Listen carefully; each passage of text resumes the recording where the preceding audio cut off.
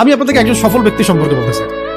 জুলাইবিস রাদিয়াল্লাহু আনহু ছিলেন কালো মানুষ, উচ্চ বংশের না, খুব সুদর্শন না, খুব লম্বা না, খাটো টাইপের মানুষ, একটু বেটে টাইপের মানুষ, টাকা পয়সা একদমই নাই।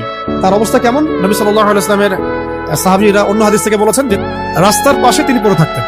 ধরেন আমরা মসজিদে হেঁটে আসতেছি, রাস্তার পাশে একজন বসে আছেন, গায়ের জামা কাপড় খুব একটা উন্নত না, ছেঁড়া, তাসবিহ নিয়ে জিকির করতেছেন। আপনি কি খুব ফোকাস করবেন তার দিকে? করবেন না। কিন্তু মানুষ তার দিকে ফোকাস করে না খুব একটা, যাওয়া আসা করে, সে পড়ে থাকে।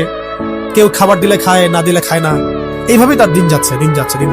একদিন নবী সাল্লাল্লাহু আলাইহি ওয়াসাল্লাম তাকে বললেন যাওয়ার সময়, হে জুলাইবিস, তুমি কি বিয়ে করবা?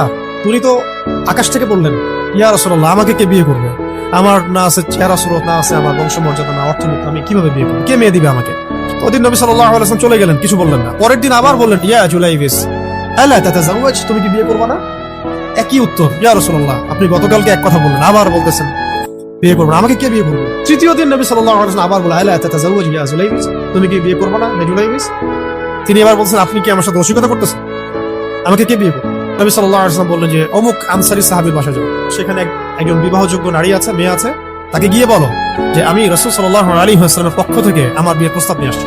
তিনি গেলেন, যাওয়ার পরে বললেন যে আমাকে প্রস্তাব পাঠানো হয়েছে। এর বাবা আর মায়ের রিয়াকশন ছিল অনেকটা সাধারণত যা হয় তেমন। তুমি বিয়ের প্রস্তাব নিয়ে আসছো, তুমি কি খাওয়াবা মেয়েকে?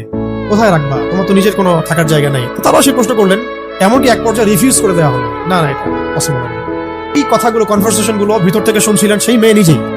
মদিনার আনসারী মেয়েরা কিন্তু অনেক সুদর্শন, খুবই জজবাওয়ালা, মানে জিহাদের মাঠে একদম যুদ্ধ করেছেন তারা একদম। ওনারা কিন্তু খুবই গায়রতওয়ালা মানুষ।